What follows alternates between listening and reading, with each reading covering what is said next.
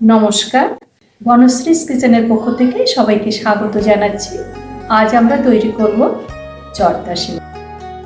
জর্দা সিমাই তৈরি করার জন্য আমরা সিমাইগুলোকে প্যাকেটের মধ্যে রেখেই 2 ইঞ্চি পরিমাণ টুকরো টুকরো করে ভেঙে নেব। প্যাকেটের ভেতর থেকেই ভাঙবো, এতে করে সিমাইগুলো নিচে পড়বে না, আবার অপচয়ও হবে। কড়াইতে ঘি দিয়ে তাতে নারকেল কোড়াটা ভালো করে ভেজে নেব। ধীরে ধীরে ভাজতে হবে এবং বাদামি রং হয়ে এলে নামিয়ে নিতে হবে। দেখুন নারকেলগুলো বাদামি হয়ে এসেছে, এখন আমরা নামিয়ে নেব।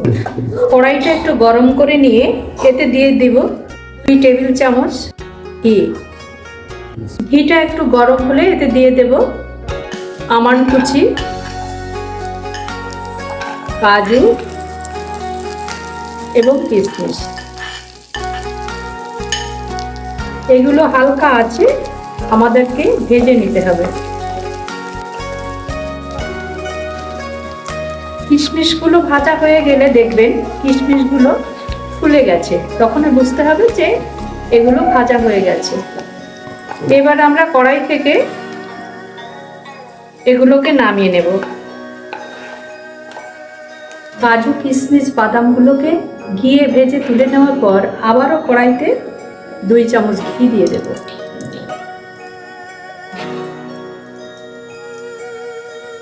এখন আমরা সিমাইগুলোকে অল্প আঁচে ভেজে নেব। একটু বড় করেই কেটেছি, কারণ ভাজতে গেলে এগুলো ছোট হয়ে আসবে এবং অনেকটা ভেঙে যাবে। ঘিয়ে সিমাইগুলোকে অল্প আঁচে ভেজে নেব। এখানে আমরা 200 গ্রাম সিমাই ব্যবহার করেছি।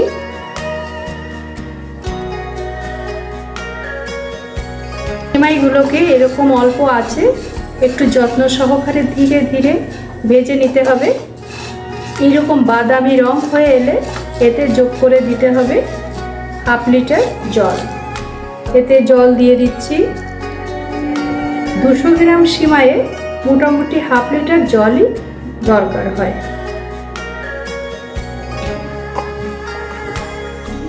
আমরা এতে যোগ করব এখন 250 গ্রাম চিনি।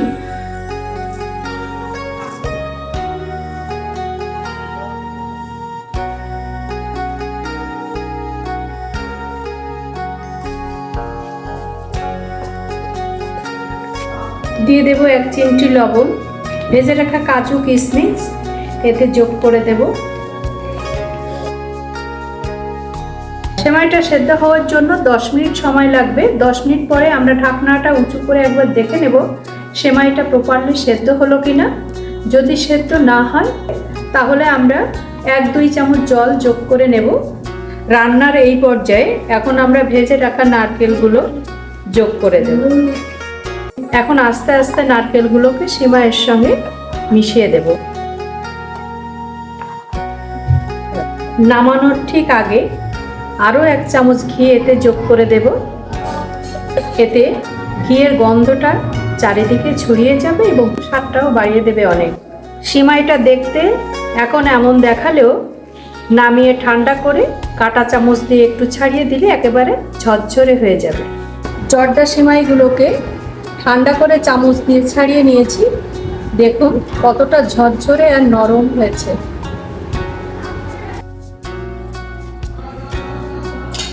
দারুণ খেতে হয়েছে, মুখে লেগে থাকার মতো টেস্ট।